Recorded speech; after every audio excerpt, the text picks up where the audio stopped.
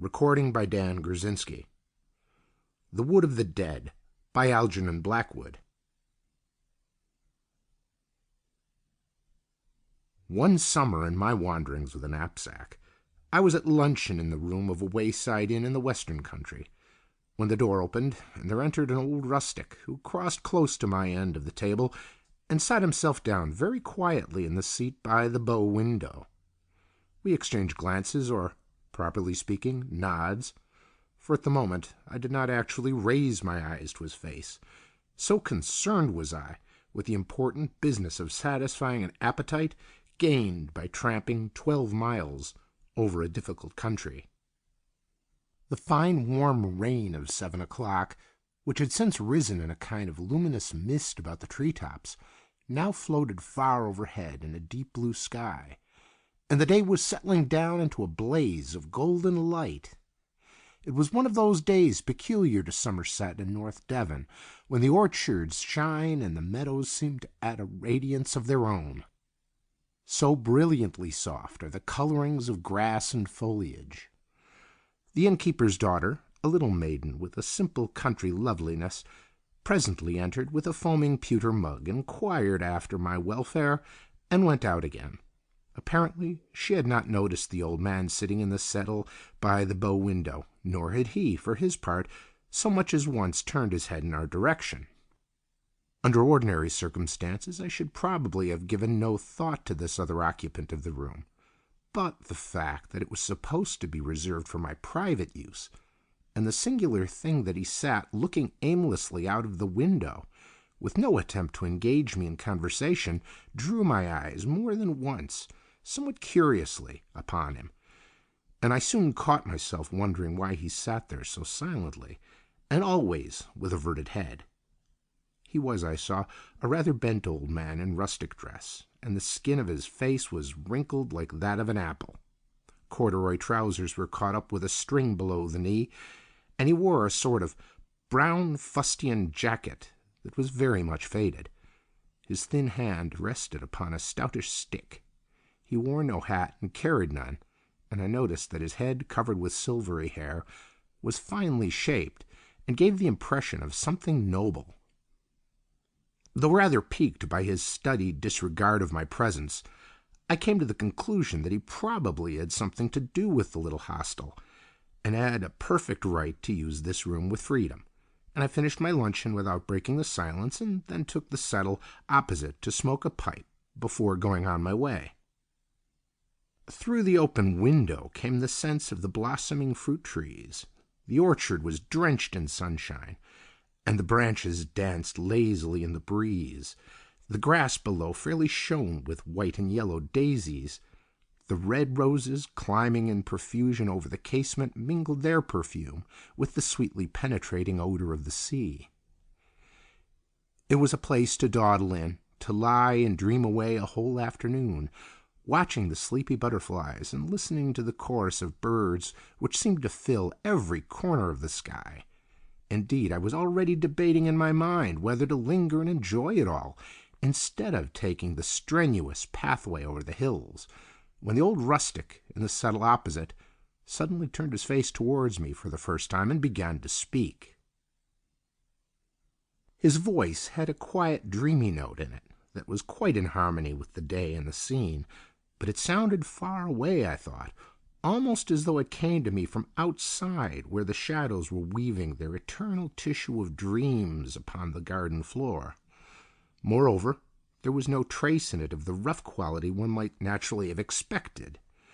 And now that I saw the full face of the speaker for the first time, I noticed with something like a start that the deep, gentle eyes seemed far more in keeping with the timbre of the voice than with the rough and very countrified appearance of the clothes and manner. His voice set pleasant waves of sound in motion towards me, and the actual words, if I remember rightly, were, "You are a stranger in these parts," or, "Is not this part of the country strange to you?" There was no "sir," nor any outward and visible sign of the deference usually paid by real country folk to the town-bred visitor, but in its place a gentleness, almost a sweetness of polite sympathy, that was far more of a compliment than either. I answered that I was wandering on foot through a part of the country that was wholly new to me, and that I was surprised not to find a place of such idyllic loveliness marked upon my map. "I have lived here all my life," he said, with a sigh, "and am never tired of coming back to it again." "Then you no longer live in the immediate neighborhood?" "I have moved," he answered briefly, adding after a pause in which his eyes seemed to wander wistfully to the wealth of blossoms beyond the window. "But I am almost sorry, for nowhere else have I found the sunshine lie so warmly, the flowers smell so sweetly, or the winds and streams make such tender music." His voice died away into a thin stream of sound that lost itself in the rustle of the rose leaves climbing in at the window, for he turned his head away from me as he spoke and looked out into the garden. But it was impossible to conceal my surprise, and I raised my eyes in frank astonishment on hearing so poetic an utterance from such a figure of a man, though at the same time realizing that it was not in the least inappropriate, and that, in fact, no other sort of expression could have properly been expected from him.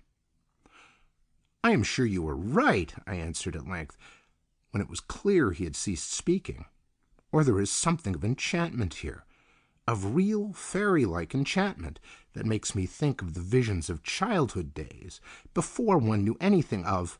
I had been oddly drawn into this vein of speech, some inner force compelling me, but here the spell passed, and I could not catch the thoughts that had a moment before opened a long vista before my inner vision. "To tell you the truth," I concluded lamely, "the place fascinates me, and I am in two minds about going further." Even at this stage I remember thinking it odd that I should be talking like this with a stranger whom I met in a country inn, for it has always been one of my failings that to strangers my manner is brief to surliness. It was as though we were figures meeting in a dream, speaking without sound, obeying laws not operative in the everyday working world, and about to play with a new scale of space and time, perhaps. But my astonishment passed quickly into an entirely different feeling when I became aware that the old man opposite had turned his head from the window again, and was regarding me with eyes so bright they seemed almost to shine with an inner flame. His gaze was fixed upon my face with an intense ardor, and his whole manner had suddenly become alert and concentrated. There was something about him I now felt for the first time that made little thrills of excitement run up and down my back. I met his look squarely, but with an inward tremor. "Stay, then, a little while longer," he said in a much lower and deeper voice than before. "Stay, and I will teach you something of the purpose of my coming."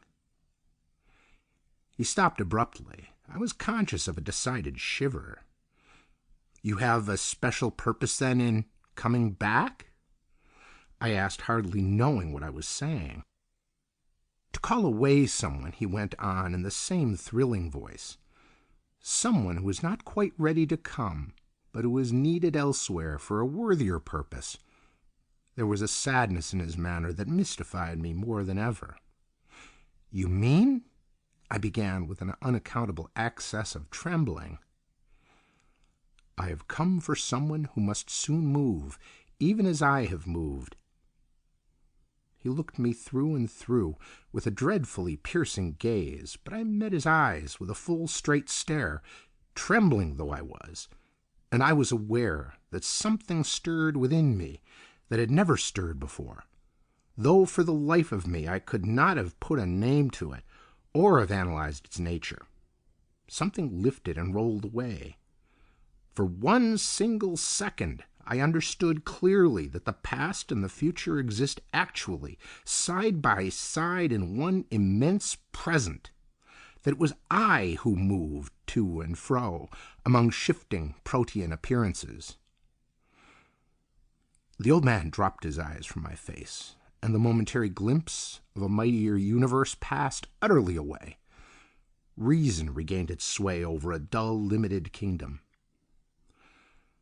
"Come tonight," I heard the old man say. "Come to me tonight into the wood of the dead. Come at midnight." Involuntarily, I clutched the arm of the settle for support, for I then felt that I was speaking with someone who knew more of the real things that are and will be than I could ever know while in the body, working through the ordinary channels of sense, and this curious half promise of a partial lifting of the veil had its undeniable effect upon me. The breeze from the sea had died away outside, and the blossoms were still. A yellow butterfly floated lazily past the window. The song of the birds hushed. I smelt the sea. I smelt the perfume of heated summer air rising from fields and flowers, the ineffable sense of June and of the long days of the year, and with it, from countless green meadows beyond, came the hum of myriad summer life, children's voices, sweet pipings, and the sound of water falling. I knew myself to be on the threshold of a new order of experience, of an ecstasy. Something drew me forth with a sense of inexpressible yearning towards the being of this strange old man in the window seat, and for a moment I knew what it was to taste a mighty and wonderful sensation, and to touch the highest pinnacle of joy I have ever known. It lasted for less than a second and was gone, but in that brief instant of time the same terrible lucidity came to me that had already shown me how the past and future exist in the present, and I realized and understood that pleasure and pain are one and the same force, for the joy I had just experienced included also all the pain I ever had felt or ever could feel.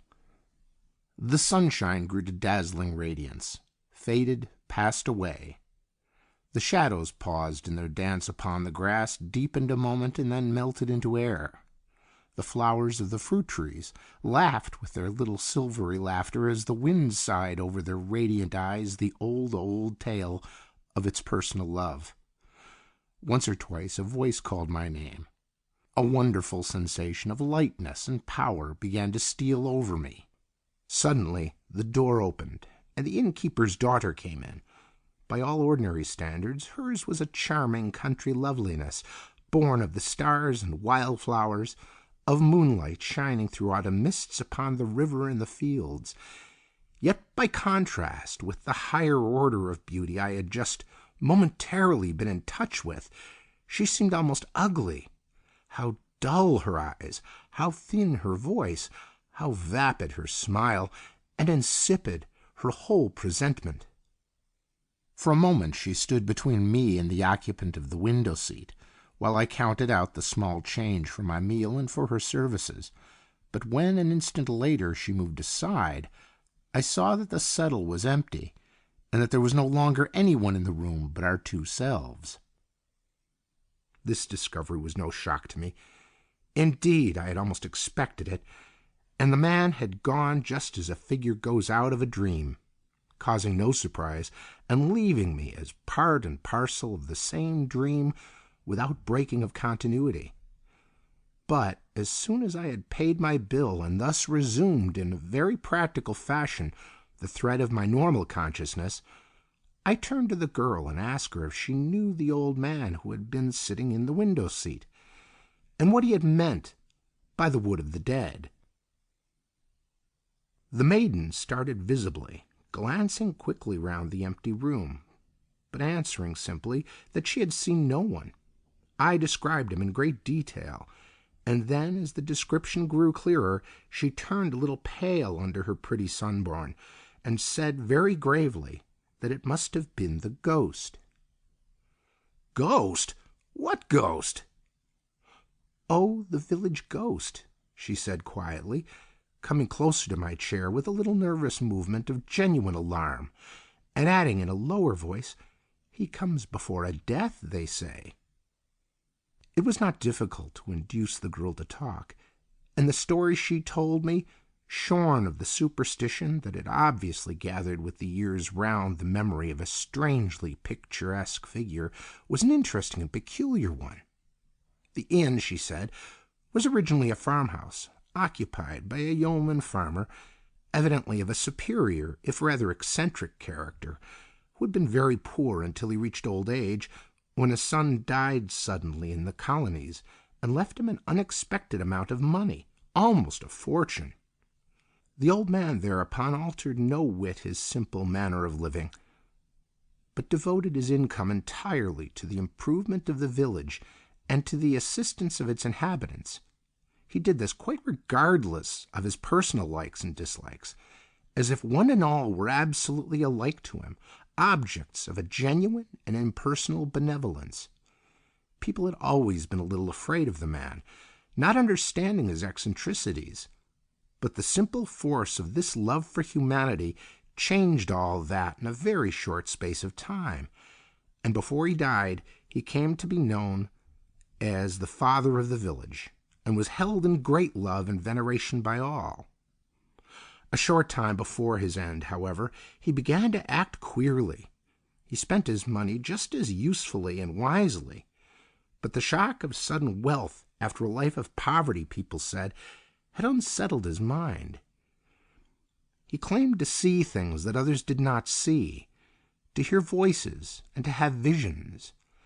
Evidently he was not of the harmless, foolish visionary order, but a man of character and of great personal force, for the people became divided in their opinions, and the vicar, good man, regarded and treated him as a special case. For many, his name and atmosphere became charged almost with a spiritual influence that was not of the best. People quoted texts about him, kept, when possible, out of his way, and avoided his house after dark. None understood him, but though the majority loved him, an element of dread and mystery became associated with his name, chiefly owing to the ignorant gossip of the few. A grove of pine trees behind the farm, the girl pointed them out to me on the slope of the hill, he said was the wood of the dead, because just before anyone died in the village he saw them walk into that wood singing. None who went in ever came out again. He often mentioned the names to his wife, who usually published them to all the inhabitants within an hour of her husband's confidence.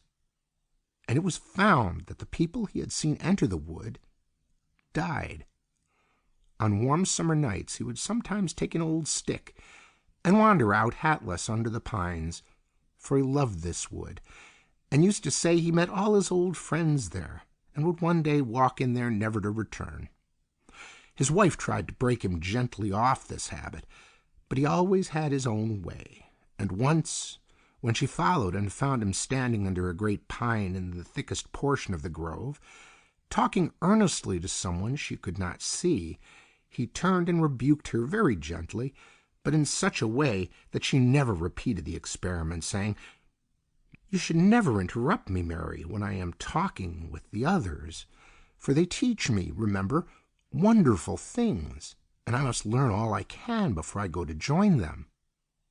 This story went like wildfire through the village, increasing with every repetition until at length everyone was able to give an accurate description of the great veiled figures the woman declared she had seen moving among the trees where her husband stood.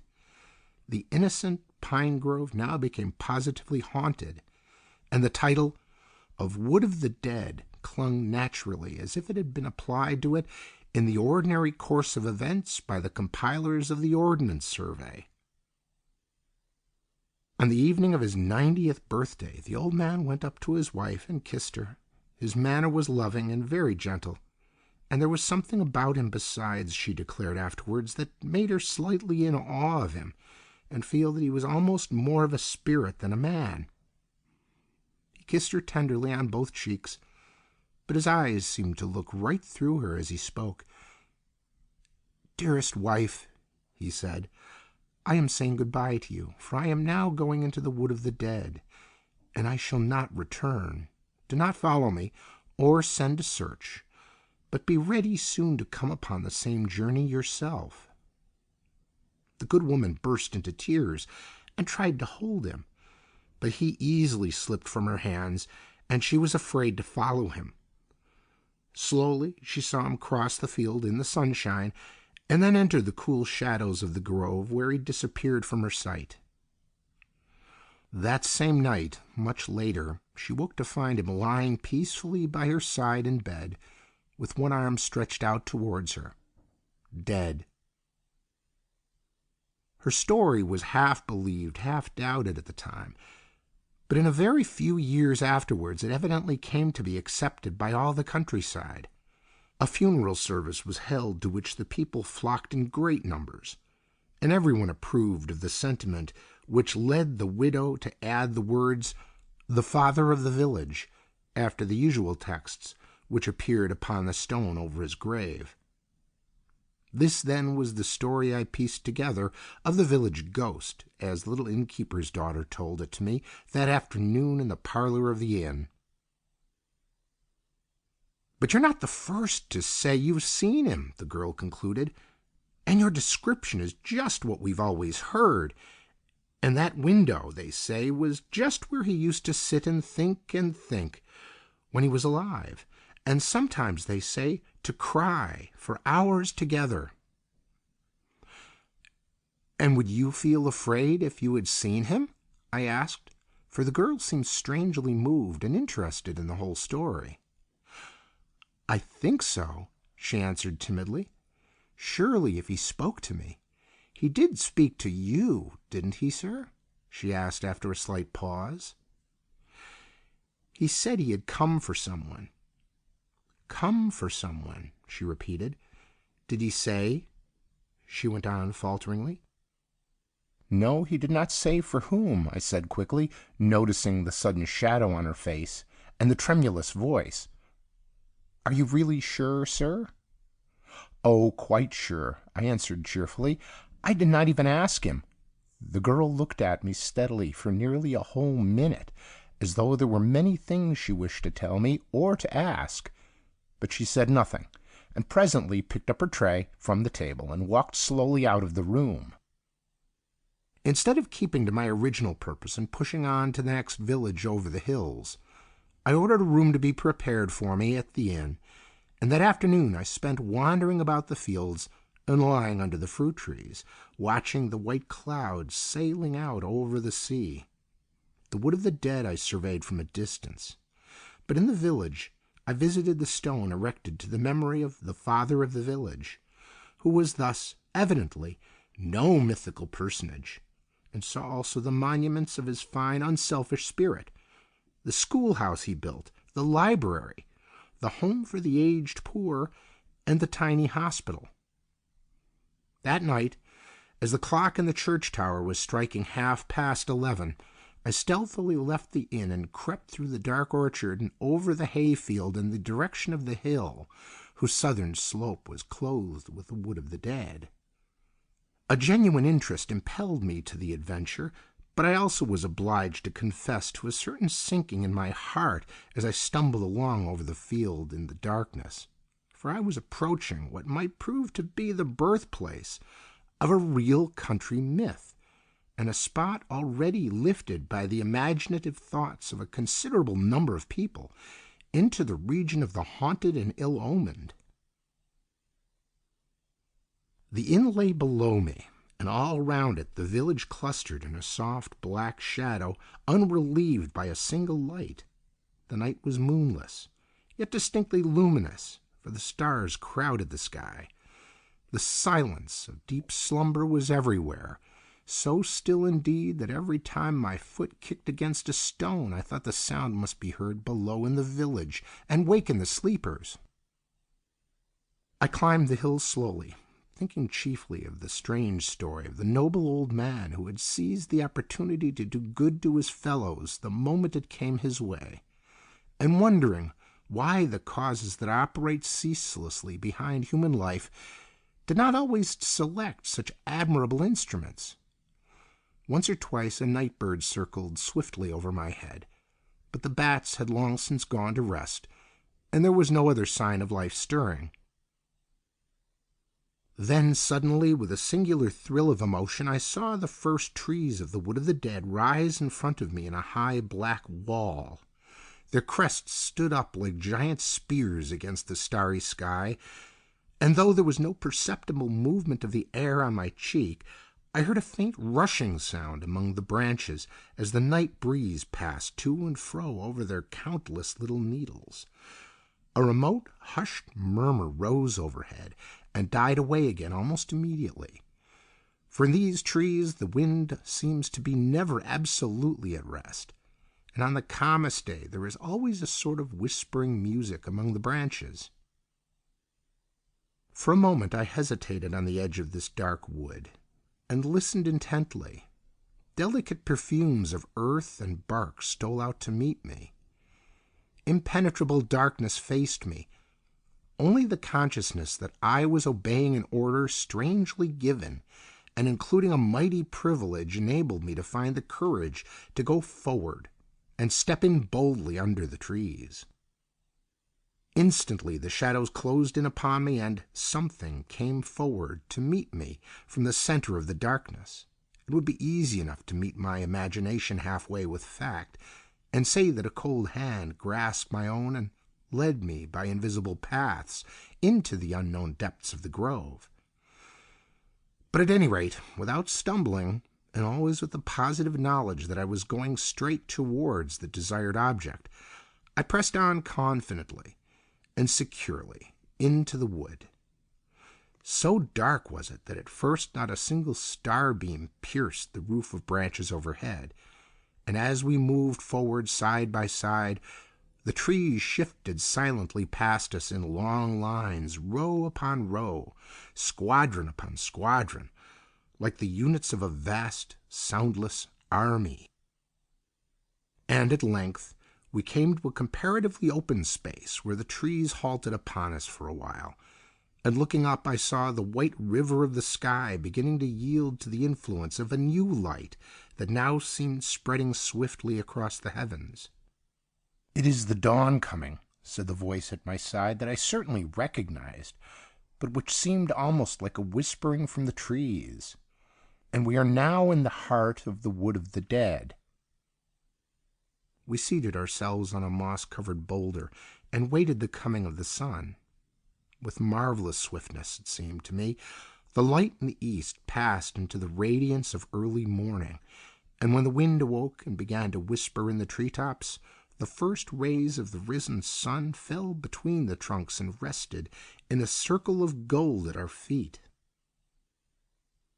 "Now come with me," whispered my companion in the same deep voice, "for time has no existence here, and that which I would show you is already there." We trod gently and silently over the soft pine needles. Already the sun was high over our heads, and the shadows of the trees coiled closely about their feet. The wood became denser again, but occasionally we passed through little open bits where we could smell the hot sunshine and the dry, baked pine needles. Then presently we came to the edge of the grove, and I saw a hayfield lying in the blaze of day, and two horses basking lazily with switching tails in the shafts of a laden hay wagon. So complete and vivid was the sense of reality that I remember the grateful realization of the cool shade where we sat and looked out upon the hot world beyond.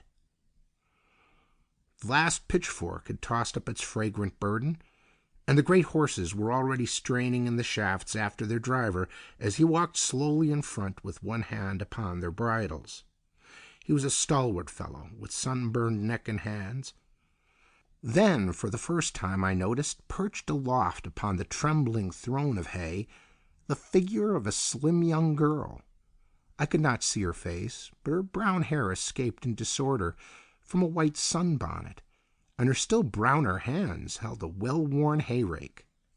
She was laughing and talking with the driver, and he, from time to time, cast up at her ardent glances of admiration, glances that won instant smiles and soft blushes in response. The cart presently turned into the roadway that skirted the edge of the wood where we were sitting. I watched the scene with intense interest, and became so much absorbed in it that I quite forgot the manifold strange steps by which I was permitted to become a spectator. "Come down and walk with me," cried the young fellow, stopping a moment in front of the horses and opening wide his arms. "Jump, and I'll catch you." "Oh, oh!" she laughed, and her voice sounded to me as the happiest, merriest laughter I had ever heard from a girl's throat.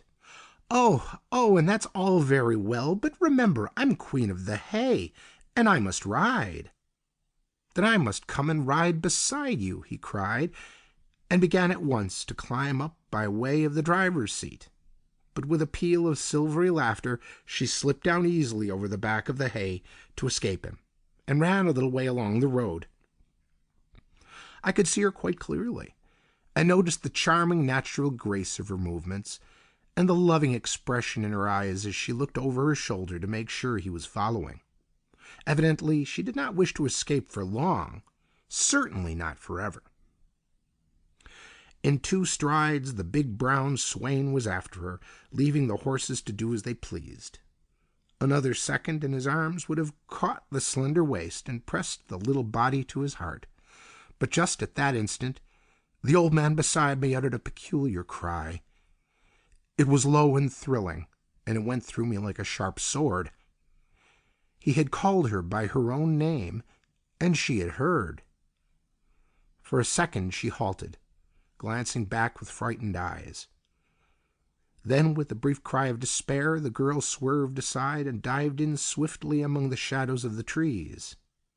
But the young man saw the sudden movement and cried out to her passionately, "Not that way, my love, not that way. It's the wood of the dead." She threw a laughing glance over her shoulder at him, and the wind caught her hair and drew it out in a brown cloud under the sun.